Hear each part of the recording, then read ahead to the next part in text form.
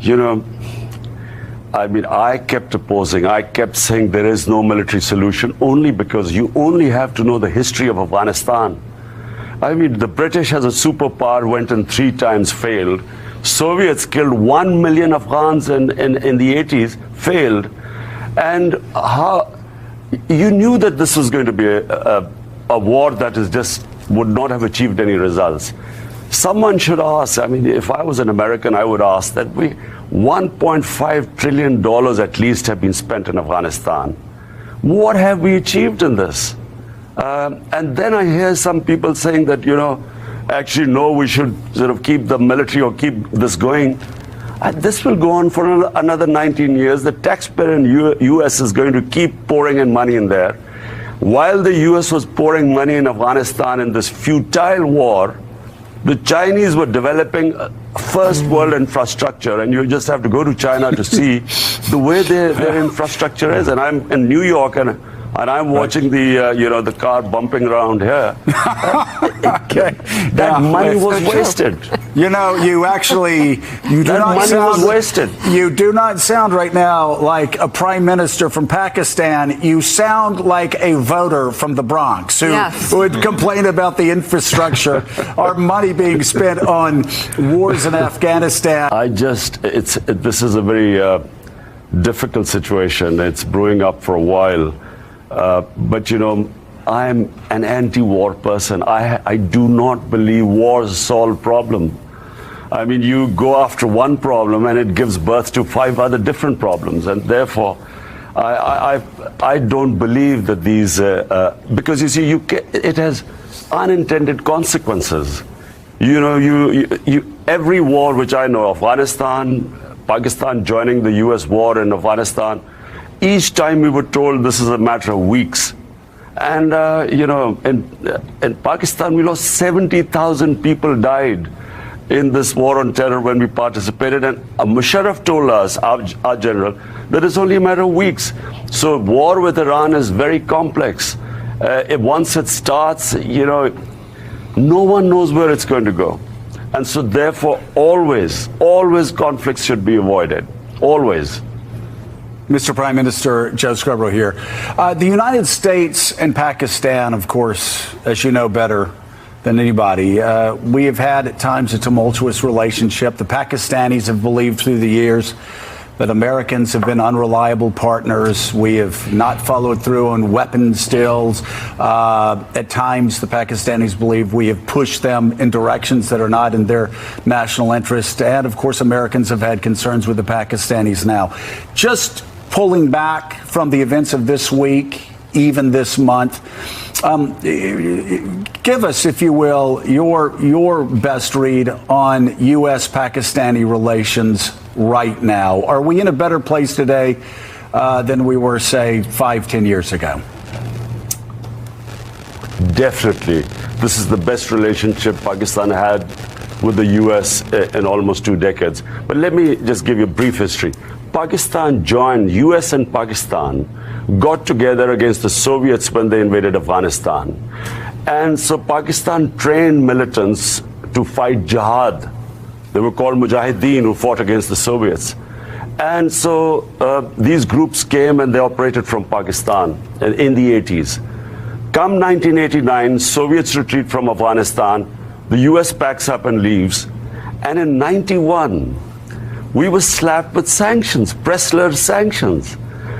So that was a shock because Pakistan had, by this time, 4 million Afghan refugees. We were left with these militant groups, and sectarian terrorism started in Pakistan. Come 9/11, we again joined the US. And I remember George Bush saying that, look, this time it will be different. We are not going to abandon you. Because Pakistanis were skeptical. We had been abandoned. This time again, we joined and I opposed it. And I'll tell you why I opposed Pakistan joining the US. Because we had trained these mujahideen, these groups, to do jihad against foreign occupation in Afghanistan. Now, when the Americans turned up in Afghanistan, how are we going to explain to them that now it's no longer jihad, it's terrorism? And so when Pakistan joined the US, the same groups turned against Pakistan. And the fundamental mistake Pakistan's leadership made at the time is that they tried to tell the US, don't worry, we'll be able to deal with it. They couldn't deal with it. I mean, there were suicide bombings going on in Pakistan. Our GHQ was attacked, our army, our commandos, our ISI. At one point, we actually thought we were going down. And so US kept putting pressure on Pakistan to help them more. Pakistan could not deliver more. There were 150,000 NATO troops. And if they couldn't win in Afghanistan, how was Pakistan going to help them? And so we were then accused of playing a double game because we couldn't deliver. There were 50 different groups operating in Pakistan, militant groups. And so this mistrust began. Now our relationship is based on truth and trust. We are partners in peace now. And so there's trust, and that's how the relationship should have been. If I was the Prime Minister, I would have said, look, Mr. Bush, we cannot deliver. We have these groups trained, and how are we going? The moment we join them, we lose leverage on them, and they'll turn against us. So I think that's the mistake where our leadership made. And what advice have you given President Trump about Afghanistan, a war that many Americans have grown tired of 18 years later? The situation took a serious downturn in early August when India revoked the special status for the disputed region, causing relations between India and Pakistan, two nuclear countries, to fall deeper into chaos and uncertainty.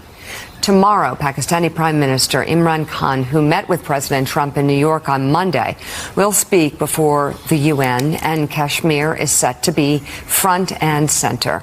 And Prime Minister Imran Khan of Pakistan joins us now. Mr. Prime Minister, thank you very much for joining us this morning. NBC Chief Foreign Affairs Correspondent Andrea Mitchell has the first question. Andrea? Thank you very much, Mika. Well, Mr. Prime Minister, the president has offered to mediate. Would you like to see him mediate between you and Prime Minister Modi and try to resolve this Kashmir issue? Andrea, definitely.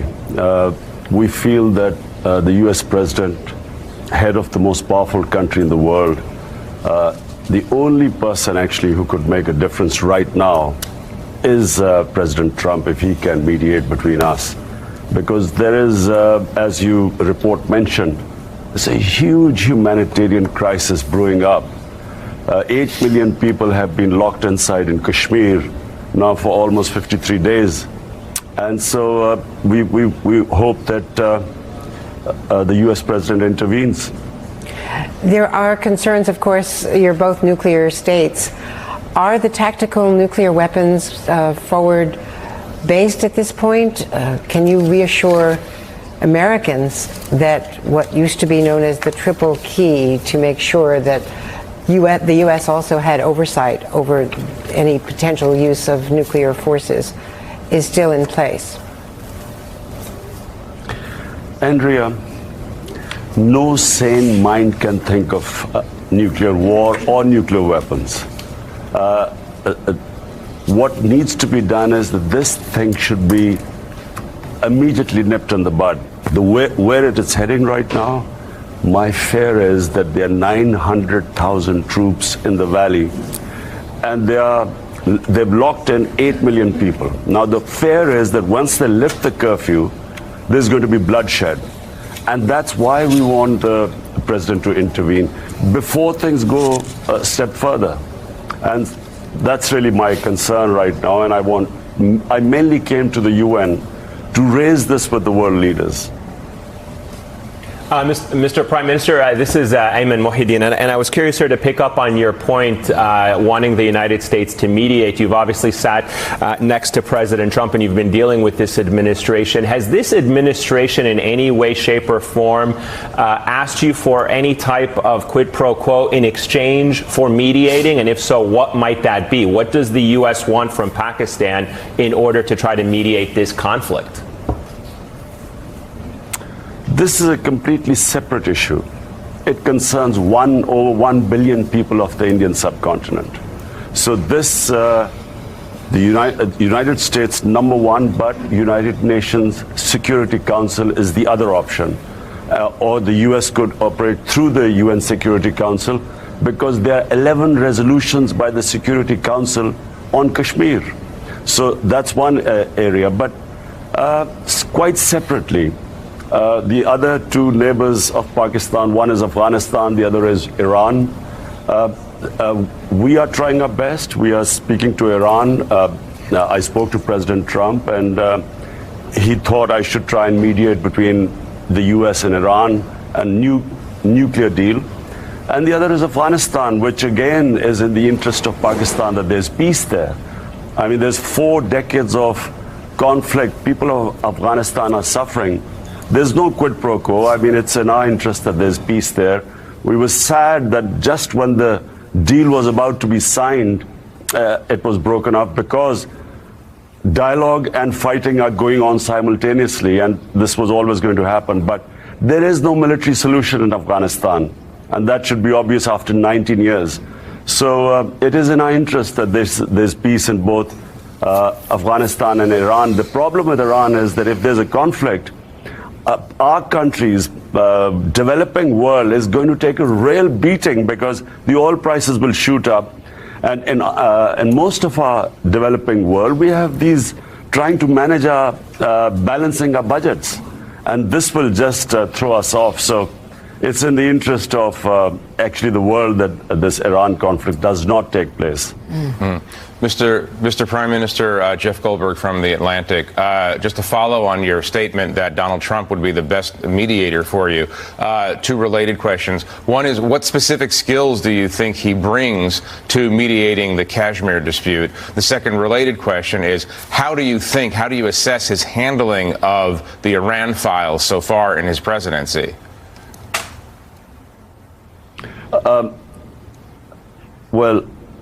U.S. is, again, I repeat, the most powerful country in the world, and the U.S. can mediate. The U.S. has the clout. Problem I'm facing right now is, unfortunately, and it is unfortunate, and it's being realistic, countries look upon India as a market of 1.2 billion people. And that's what I'm sad to say, that's what the Indian Prime Minister is, that's his leverage.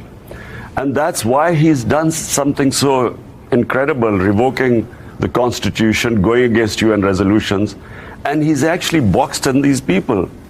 And so US being the strongest country in the world, with leverage in the UN Security Council, and just as the biggest trading partner of India, US has the best leverage, and that's what Mr. Trump has in his hands. About Iran,